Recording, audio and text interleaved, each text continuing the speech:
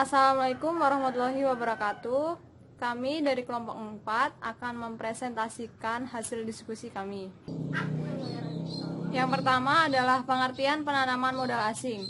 Menurut Undang-Undang Republik Indonesia Nomor 25 Tahun 2007 tentang penanaman modal Pasal 1 Angka 3 mengungkapkan bahwa penanaman modal asing adalah kegiatan menanam modal untuk melakukan usaha di wilayah negara Republik Indonesia yang dilakukan oleh penanam modal asing, baik yang menggunakan modal asing sepenuhnya maupun yang berpatungan dengan penanam modal dalam negeri. Menurut Profesor Muhammad Surnarajah, penanaman modal asing adalah transfer modal baik nyata maupun tidak nyata dari suatu negara ke negara lain yang tujuannya untuk dipakai di negara tersebut agar menghasilkan keuntungan di bawah monitoring dari pemilik modal, baik secara total maupun sebagian. Lalu yang kedua, profil perusahaan. PT Newmont Nusa Tenggara memulai kegiatan produksi dan operasi di tahun 2000 dan telah memproduksi sekitar 3,6 juta ton tembaga serta 8 juta ons emas dengan masa tambang dan diikuti dengan pengolahan stockpile jangka panjang. PT ini juga berencana untuk melakukan ekspansi melalui pengembangan cebakan elang dan prospek nangka, yang saat ini sedang dalam tahap kajian.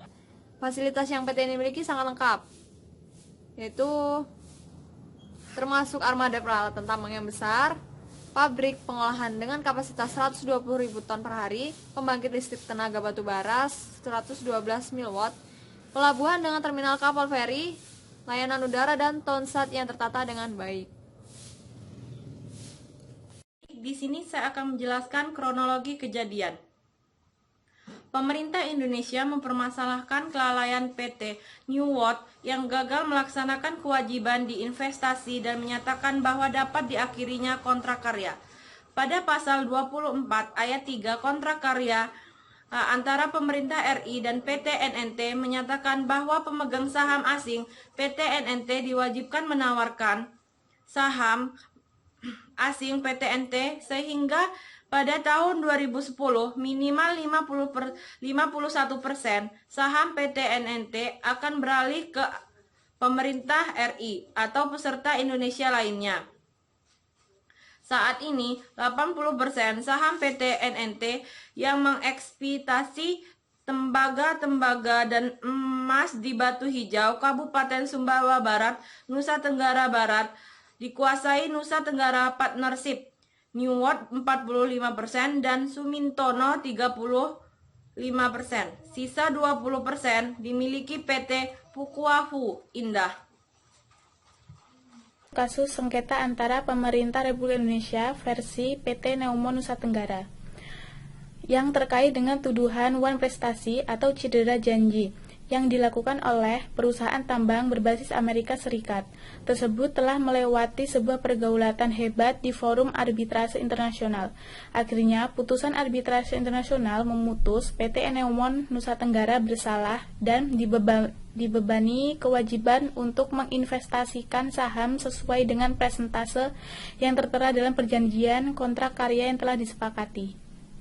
Jadi penyelesaiannya, keputusan arbitrase internasional tertanggal 31 Maret 2009 memenangkan pemerintah RI dan memerintahkan PT NNT untuk 1. Melaksanakan ketentuan pasal 24 ayat 3 kontrak karya tentang kewajiban mendivestasikan sahamnya.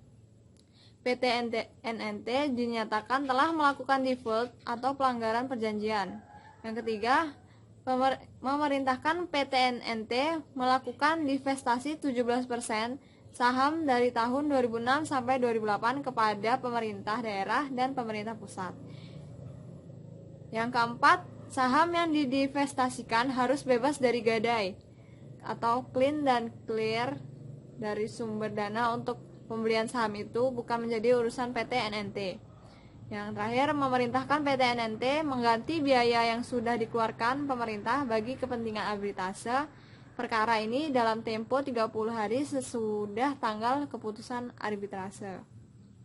Undang-undang yang masuk dalam permasalahan. Yang pertama, Undang-Undang Nomor 30 Tahun 1999 tentang arbitrase. Yang kedua, Pasal 35 Undang-Undang Nomor 25 Tahun 2007 tentang penanaman modal.